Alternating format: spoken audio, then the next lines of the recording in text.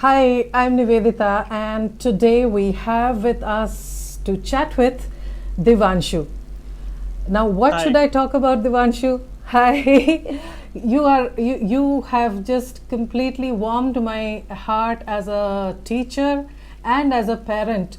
The way you have you shared your thoughts on and actual work on peer-to-peer learning. You know, we started in our times by cheating, and you have taken this to a whole Uh, new level. So I'm very excited to know how does this peer-to-peer learning, because in my times, which is like a couple of decades earlier, for us peer-to-peer learning was copying, cheating, taking somebody else's notebook, or at best, elbowing the next person and say, Miss ne kya bola? I didn't hear. Can you just tell it, repeat it to me again?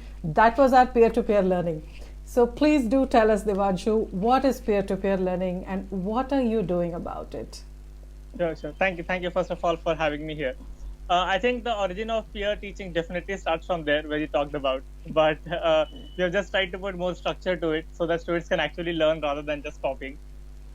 So I'll tell you about the origin of it and how we got there. Sure. Essentially, I graduated from IIT Madras, and in my first and second year of college, I was part of this initiative called Avanti Fellows, where we, as undergrad first and second year students, would mentor students in 11th and 12th grade to clear their IIT examinations. Okay. And the structure was that since 2 years is a long process, this senior mentorship would provide them with some guidance on how to go about doing things. It wasn't exactly teaching, but it was mentorship. And during my time, there were some issues, so we had to teach as well. Now, uh, like I will put a data point. Like in my batch, we actually had 100% of success rate in JEE mains, Wow. which is a huge thing. Yes. So one of the things that I realized that worked quite well was me telling the 12th graders to teach 11th graders during the like off hours, because it will revise their syllabus as well and help clear the doubts of the 11th graders. Now this was a very intuitive process at that point of time, because I thought that there is somebody who has learned and somebody who needs to learn. You just pair them up because the availability is there, supply and demand, right? What I did not realize was peer teaching is actually an academic subject, and there have been researchers in Europe and US who have been spent decades researching about the methodologies and pedagogies that actually affect human learning, and not just on the academic front, but also on the entire skill development front, about the way students get confidence, about the way students get problem solving skills. So essentially, if I was to just break it down for you, imagine a teacher, right? What are the skills that you associate with a quality teacher in a classroom? They solve problems for the kids. They're empathetic towards their kids. They plan their classrooms well because they have to teach good content in just 40 to 45 minutes. And they are good communicators. They are storytellers, right? Essentially, these are core competencies of any leader that you go to, irrespective of the field that you choose. So we thought definitely academic skills is one, but can we also develop leadership skills in an experiential manner in kids through this teaching and learning process, right? That was the thought that we started with, and we did this for 2 years, and then we realized, is there more to it? We were researching about it. We have a strong research and design team, and what we realized was that this is actually a very good solution to the current education problem, because if you look at the education problem today, the entire dependency of learning lies on the teachers, and the students are really not taught to be self-dependent. The challenge that begins here is that in a pandemic like this or any situation like this, the students are completely left to teachers, and they literally have no clue on what to do. However, in this changing world, we have access to information. So, from my understanding, all students need is guidance, facilitation. So, can we think of ways to make students independent? And the way it will happen is when they understand the importance of learning, right? So, through this teaching and learning process, what we have seen is students really understand the purpose of the entire education, and they take ownership towards it. So, but not immediately, I would say, but in a couple of years, it starts changing the learning culture of the school. Where now the inclination is not just on teacher, and the entire dependency is not on teachers to drive the learning process, but students themselves take charge of it. And that is a really good thing. So tell me about the project that you have planned. Tell me about how how you have structured it. I understand that you have done this and actually executed this on ground. So yes, actually, we have been doing this for past 2.5 years now. We have done it with about 3,000 students. Wow. And essentially, the structure, the way it works is we select students from 7th grade and above, Okay. because these are the students that we saw that whom we could mentor, right? And each of these students get paired with 4 junior students of 3rd grade and above, whom they teach either in the after school or the last 2 periods of the school, depending on what the school agrees to. Okay. Right. So essentially, about what we have seen is essentially 4 to 5 hours of teaching per week is a good amount of time where the students get some skills as well, and it develops significant improvement in both leaders, the senior students and junior students in their academic process. So that is the structure that we follow. And in every school, we have typically about 20-25 senior students teaching about 80 to 100 junior students. That's a very good ratio also. I think it just covers the teacher taught ratio. It manages the teenagers very well. And and I would believe that the impact of or possibility of bullying and all of that is very well mitigated if so you are I'll the just teacher. share an incident here, Yes, because sure. in one of the schools we had a couple of students who were, I wouldn't say to a bully, but they were really not empathetic at all towards their juniors, right? And definitely not towards their teachers. Like, they would be the ones who would make the most of the noise, and like, we know it all, we have those students. In this process, right, just after like 6 weeks or 7 weeks, I guess, one of the kid actually went to the teacher, apologized, and said, now I understand what a real thing it is to teach. Seriously? Because I have my students teaching, and I understand how much difficult it gets for me if I'm trying to tell them something and they don't understand. So this is the same kid who actually went home, tried a lot of other things to make the kids learn. Because, I think one of the things that I really firmly believe in, and the entire team kind of believes in that, is we need to, one, trust the students, and second, give them responsibilities.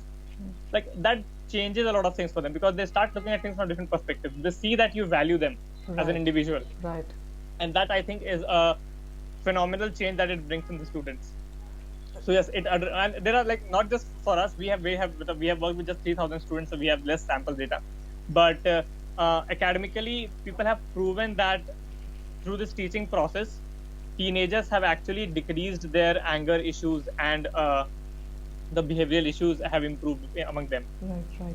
And about the junior students, how was their reaction to learning from the seniors? So I think they are very open to learning. Okay. Honestly, the challenge comes when they are told by their parents. The parents come and say, why will my kid learn from a senior student? Why will he not learn from a teacher? And what they do not understand is, and this kind of proven by a lot of educators as well. Like Harvard's Professor Eric Mazur has actually done a lot of research on this, where he says that the students actually are able to explain some concepts well to their fellows because they have just understood it right now, and they are able to understand what the other person is not getting. Right. That's something that we as educators who have been like out of school for like quite long time, we are not able to get. What is the exact thing that the student is not getting? Right. And that those kids will be able to figure out very well. Right. So it is that works. In a sense that, and they also know what is it that the student really wants at that point of time. Right. So if you would see, we give that amount of independence to the students. So you would see that just after 15 minutes, somebody would be playing some game with them on the paper, right? Just like so, some test game. I'll give you 5 sums. Whoever scores the best, they will get 2 minutes of playing time. Now you're able to do that in a small group, and you're able to gel well because you're of the similar age. A teacher may not be able to do that like in a class of 40 or 50 students. Right. Yeah, when you have 4 children and one one mentor or teacher, it's a great sample size to do whatever you want and to be very flexible. So how do the schools respond to it? I wouldn't say that we have not have challenges. Like, I think the first school that we started with kicked us out in just 2 months. So that's a story that I'll tell sometime later. I think we are also not able to communicate our value proposition quite clearly. So they were saying that you're taking our own students, you're taking our own like textbooks. So what is it that you are giving? Right. and you aren't able to articulate very well. Right. But yeah, I think some of the schools have been very receptive to this. I think I've met phenomenal principals who have been visionary, and they have told that this is the model that I want in the school. So and in like a couple of public schools even where initially there were a lot of discipline issues and we were just not able to conduct classes, right? Students would run out of the school, but their HMs actually made sure that the students stay back and we are able to do the program. So these have been a very positive motivations for us. However, there have been schools where we have to convince, right? Okay. Because it is not just the school that we have to convince, it is the entire ecosystem that we have to convince that students can be trusted to do this, right? Because one of the schools told us that if we actually do this, where our students are like junior students, parents will ask, why are we paying the school fees for? Yes. Right? What they fail to understand here is teachers can only do some limited work, right? What they will not be able to do is, provide that ownership and personal attention to the kids. Right. That is really an element, because they had just spent 40 minutes of a period with the students, and there are 40 of the students to kind of take care of. So how will they really manage? Right. And that is really the point that we are making. That connect that might not be possible logistically for the teachers. Right. That this is just ecosystem providing. That is one. And second, from also a leader level, from a senior student level, this provides the skill set that the students otherwise will not be able to get. Right. So So I understand that they are teaching. Do they also do assessment or testing, or what are the other aspects of teaching do these children take over, the senior children take over?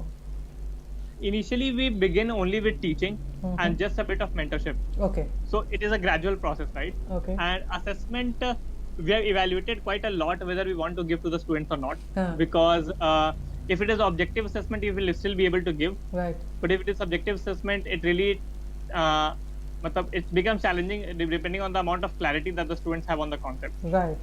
Because knowing concept is one thing, explaining it to the other, teaching is also another, but actually assessing it and knowing what might have gone wrong for the student, that takes another a level of understanding. Some of the students have been actually able to do that. Okay. And you will be surprised to know that students actually make their own assessments.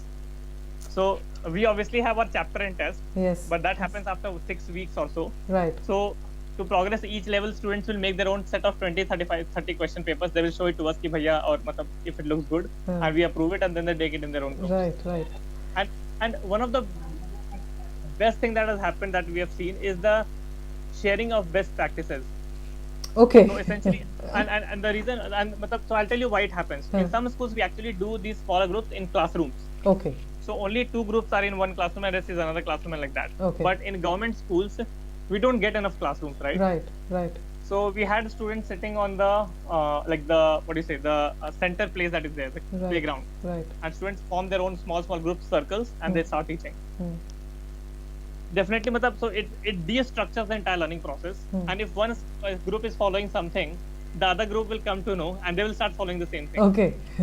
and that it just it is phenomenal in sharing. So you see one game that a group has invented. Tomorrow you'll see that in all the groups to motivate the learner. Right. There's one practice some of them start their classes with prayers or meditations of 2 minutes. You will see if one group is enjoying, all the other groups are following it. So you don't have to push actually. Right. Yeah, it sounds very practicable. It sounds very cool. It sounds actually very inspiring, knowing that we have serious lack of sheer number of teachers in our system, and the proximity of age and the freshness of understanding a concept make very valid reasons to be able to quickly open the knots for their children. And So it happens within the schools, within the same yeah, school. within the school campus. Within the Okay. school campus, yeah. We have evaluated a cross school model. So one of the schools have, so DAV in Chennai actually wanted us to do a cross school model, Okay. where they had adopted a couple of public schools and they wanted their students to teach there. Since they had arranged for all the logistics, we are actually consulting with them to make it happen. Right. But otherwise, we generally don't prefer that, because Okay. then our focus goes from actually pedagogies and classrooms to Right. managing the entire logistics, Right. which I don't think is something that we want to get into right now. Right. Right. That might get solved if we do an online model because of COVID. So we've actually been prototyping that, where we will be able to develop a platform for online peer teaching, Right. where all the processes will happen online. And if that actually becomes possible, then this could actually grow significantly. Yeah, since other than there is a issue of access to the device or internet Yeah. and all of that, but a lot of it is getting mitigated amongst Yeah. so digital divide is getting bridged so- increasingly. Yeah. So even though it will take time, I think from a future perspective, this would be a good practice to just think about, Right. right? Right. It may not happen in the coming 2 years, 3 years, 5 years, but with whatever students it can do, Right. if you're able to prove that it works and the students can take care of this small, so example, students, then a lot of, we are anticipating that if this could actually work, we could form a community of students who can learn. It will not just change the culture at school, but also the culture of the private tuition that happens. Like, Right. it's an ambitious shot I'm talking about, but I think that if students get the confidence that they can actually learn from their peers, I think that is phenomenal. Yeah, that sounds quite utopian, and I do hope that it becomes a reality soon. Do give us some points of what is the pedagogy, what is the method that you follow, which is making this successful. It is not just straightforward, tell the senior child to teach the Correct, younger correct. Yeah, child. yeah. So there's a pedagogy around it. Yes. So pedagogy that we follow is something that is quite around. We call it student-centric learning. So essentially, what we say is, whatever you convey or teach or train, it should always take a lens of whether a student will be able to do it or not. Okay. Right. So essentially, if we talk about our lesson, so we give lesson plans when the students are teaching. Okay. And these lesson plans are curated in the sense where we take into mind if a student is given this lesson plan to teach, will he or she have the patience to go through each and every topic? Okay. Because otherwise they would just jump, right? Hmm. They do not know that if I have to teach addition, it should go from a single digit to double digit to carry over like that. That's something that they're not aware of. Right. So how do you make sure that they go through it? So we have put star systems, reward systems, and at each stage so that they're able to do it, right? In terms of the sessions that we take, like so one of the programs that we have that we will talk about also is the entrepreneurship program that we have developed, and we have designed a lot of leadership sessions around it for the students. Okay. Right? Okay. If you look at those leadership sessions, right, they are actually making students experience what is happening in the classroom. Right. It is not something that is lecture based. It is Right. entirely facilitation based. Right. So it takes a bit of skill, but it is absolutely engaging and always thinking from the student lens. Right. See, if every word that I use or every activity that I use, is it appropriate for that age group or not? Right. So that's the lens that I take. And even for the senior students, we actually train them on 3 things. Okay. One is understanding of being a teacher, because they have never seen themselves from that lens, right? Second is student behavior understanding, Right. because they have been doing some things, but they do not know why they have been doing that. Right. So giving them some understanding of that. And then third is content delivery. Okay. Because even though I know addition, I might not know how to teach addition. Right. So some insights about that. So these are 3 things that we give as an individual, foundation training in the beginning, and then we also provide need-based support to them. Okay. So how does that go? Like you provide some days of, you select the students, like what is a stepwise process? How does it go? Okay, yeah, sure. So for the peer teaching program, I'll talk about. So essentially, whenever we go to a school, we have a selection process. The selection process is not just academic. One of the things that we very clearly thought that even though it is a peer teaching program, we'll be able to get some students who are not that amazing in academics. because even though they may not know the content well, they might be able to deliver it well. Right. If we are able to give the content to them very well, they might be able to do a good job. Right. So we select it based on their communication, academics, and interest. Interest is foremost. Like if you're not interested, we have an orientation. If you're not interested, then you might observe the program, but you should not be a part of it. Right. So that happens in the training. Selection. Then we have the training, where we have like the 3 aspects of training that I talked about. After that, the students start teaching. So 3 days in a week, the students actually start teaching their juniors. And once in 2 weeks, we have a training session for them. Okay. Now this training can be on content delivery. This can be on leadership. And this can just be a reflection of how things have been going for them. Okay. And I think we ourselves, this is the reflective practice for students is quite new for us also. We just started doing it from the last year, but we saw that it actually has had significant impact on the students' improvement. Okay. Because students are actually able to reflect on what changes they have seen in themselves, be it in the way they behave with their juniors, be it in the way they behave with their parents, be in the way their confidence level has improved in trying new things. And I think so we all often like kind of debate in our team, how should we show this impact? Then my co-founder says that why is it needed to show this impact? Isn't it important that students are able to feel it in themselves? Like you can have a program where everybody else is able to see that, oh, this kid has improved, but if the kid himself or herself is not able to see that they have gone through a change, what's the point? Right. Wow, that's philosophical. Yeah. And so he handled the program design, and now he has shifted to CEO role, but initially he was the program designer. And I was like, yeah, I understand, but I have to get money from the funder, right? So I have to show something.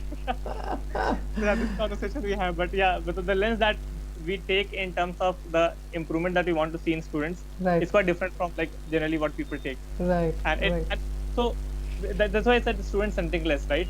We want to see whether the student believes that this program is useful for them or not. It doesn't matter to us. It matters little to us if everybody else is able to see it. It matters the most if the students are able to see it. Right, right. So if you were to write, say, an open letter to parents on this program, what would your appeal be? So my appeal would be 2 things. One, to have an open eye to understand that learning can happen from anywhere, not just from teachers. And especially in the way the world is changing today and the information is coming from various sources, you really don't know where the student can learn from. There's very limited learning that happens in the classroom. Majority of it happens outside, right? So learning from peers, like students are actually learning this, even though it is not in a structured manner, students are actually learning a lot of things from their peers. Right. If it is academics and skills, it is well and good. So that's having an open mind, that is one. And the second thing I would say is trust your students, trust your kids. I think I myself have been guilty of this, right? So I've seen that my parents have given me a phenomenal independence in the things that I want to try. And they had very simple mantra that they said, ki, even if you fail, as long as you're able to understand what went wrong, that's fine with us. Right? Wow. And I think as parents, we have to be okay with failures. Right? Trust the kid that even if something has gone wrong, they will be able to fix it sometime or later. As long as you're able to have this conversation with them, that's fine. So just these 2 messages here. Oh, that's completely. It's not. It is not something we don't know, but coming from your generation, yet to be far from parenting, but having dealt with so many young children, I think parenting is also a verb. So you know when you have trusted them, or when you have allowed them to fail, or when you have let them learn from many sources, including themselves, and completely smashed the hierarchy in learning. I think it's a fantastic way to go ahead. So I will watch this space, and I am going to keep an eye on this, and we will circle back again in some time and see where your project has gone. Yes, And yeah. wish you all the best and your entire team for this fantastic. It's called peer-to-peer learning, right? What is it called? Yeah. So the organization name is Involve, Okay. and we call it a peer teaching program. Right. Fantastic. Fantastic. All the best, and thank you, Devanshu. Thank you so much. Thank you so much. Thank you so much. Thank you.